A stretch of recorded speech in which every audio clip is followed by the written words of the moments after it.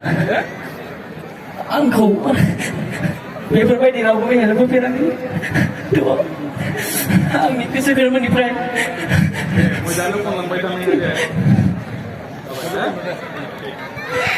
बिश्वजित दैमारि सार आरो नों मा खालामबाय थादों दा? आं बिदिनो जेनेबा मेथाइ खनगासिनो आरोना ओमफ्राय मा खालामो मेथाइखौ नोङो? आङो बिदिनो मेथाइ खननानैहाय माने भिडिअ खालामनो होयो आरो माने भिडिअ खालामना होनानै बिदिनो गावनो लिरो मेथाइखौ आं गावनो लिरा माने सार आंनि लिरगिरि दङ सासे निजोम दैमारि निजोम बसुमतारी सरि सोर निजोमा? आच्छा निजोम थिग दं। आरो दिनै मोजां गानबोदों? मोजां गाननांगौ स्टेजआव मिथिबाय। नों दाख्लै मा बुंबाय थादों? नोंनो मा नांगौ मा नाङा? औ माने सार आं जेनेबा कीबोर्ड बानायनो नागिरदों आरो दामनो थाखाय आं माने एसे दामनो रोंगौ आरो ना ओमफ्राय बेनि थाखायनो माने न'आव माने रियाज खालामनो थाखाय माने रिहार्सेल खालामनो थाखाय मोनसे जेनेबा इन्सट्रुमेन्ट नांगौ जायो नालाय ओंखायनो बेखौ खालामनो होननानै आं सानदोंमोन आरो बेनो मा खालामनांगौ होनदोंनो बेनि थाखाय जेनेबा बेनि थाखायनो जेनेबा आं दा बेखौ कीबोर्डखौ बायनो होननानै आं अनसुंथाइ माने खालामदोंमोन आरो खै थाखा नांगौ होनदोंमोन? बेयाव माने 26 थाङो आरो ना सार गासै नोंनो मा स्टुडिअ खालामनो बेसेबां नांगौ होनदों दाख्लै? बे माने स्टुडिअनि थाखाय बे थारमाने बेयो 1 लाखसो थांगोन आरो ना सानदों आरो सार बेखौ मोनबा नों गोजोनगोन 1 लाखखौ मोनबा? औ सार नंगौना नङा? नंगौ सार बेजों नोंना जागोन खामानिया? औ जागोन सार एकदम स्टेज खननो हागोन? हागोन सार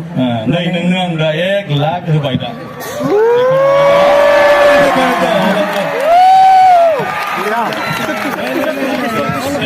कागज बयबो नुनायनि दावहारु बसुमतारी बिथांनो जिहेतु बिथाङा खामानि मावनानै जानो हाया आरो इसोरा बिथांनो गारां हरदों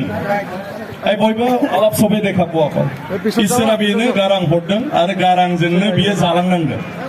नाथाय बेखौ खालामनो थाखाय बिथाङा जिहेतु नुवा लिरनो हाया नायनो हाया ओंखायनो बिथाङा कीबोर्ड लानानै आरो माखासे बक्स बेखौ खालामनानै रेकर्डिं खालामनानै बिथाङा गावनि मेथाइखौ दिहुननो सिमां दङ आरो बेबायदि जुदि खालामोब्ला आरो फिसा फिसौ स्टेज प्रग्राम मोनबाय थायोबा बेबो लासैनो माहाजोन जानो हागोन मोजाङै सोलिलांनो हागोन ओंखायनो जिहेतु लामा गैया बिथांनि दाख्लै भिडिअआव आं नुबाय थानायखाय जायगानिबो मानसि हिसाबै एसे लासिं सिंबो मोनदों जेराव मोननो थांबाय थायोनो बियो रावबो नाया ओंखायनो आं दिनै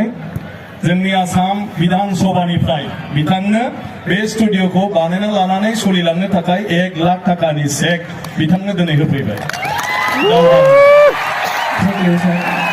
दावहारुआ एबारनिफ्राय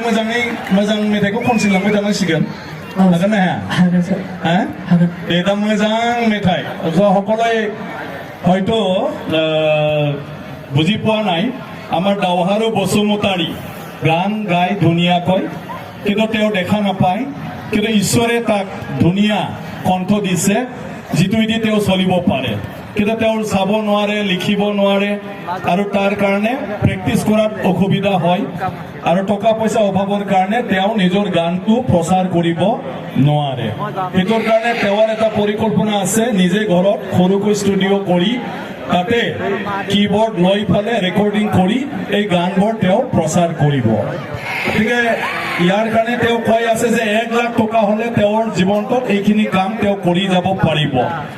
আৰু সেইকাৰণে অলপ বেয়াও লাগিল আমাৰ জাগাৰে লৰা হয় মই অৱশ্যে ওচৰত পোৱা নাই দূৰৰ পৰা ষ্টেজত এবাৰ দেখিছো তাৰপিছত সবকে কৈ আছিলো মই তেওঁক অলপ সুযোগ দিব লাগে এতিয়া সেইটো তেওঁ বিভিন্ন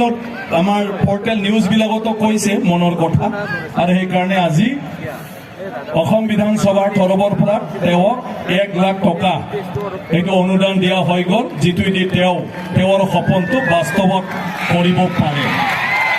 গতিকে সেইটো সেইকাৰণে আজি ৰাইজেও থাকিব গান গাব আহিব বুলি শুনাৰ কাৰণে সেইটো দি দিছো মাত্ৰ মোৰ অনুৰোধ ইটোৱে তেওঁ যাতে এইখিনি পইচাই দি নিজৰ জীৱনটোত যিটো কৰিম বুলি আমাক কৈছে বা ৰাইজক কৈছে হিয়া যেন কৰি লয় ফাং ফুঙত পেলাব নালাগে না লগত থকাখিনিও সহায় কৰিব লাগে আৰু চবে সহায় কৰি যা আৰু ষ্টেজ প্ৰগ্ৰামবিলাক কৰি থাকিলে সেইটোৱেদি জীৱনটো চলি যাব পাৰিব কিন্তু এতিয়া বিয়াও পাতিব লাগিব লাহে লাহে হা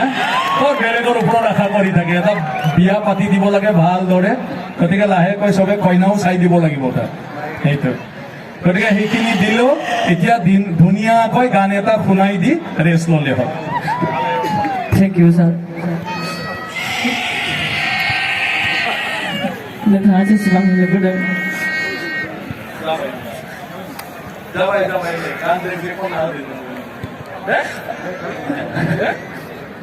आंखौ बेफोरबायदि रावबो हेल्पहोफेराखै थ' आंनि गोसो गोरबोनिफ्राय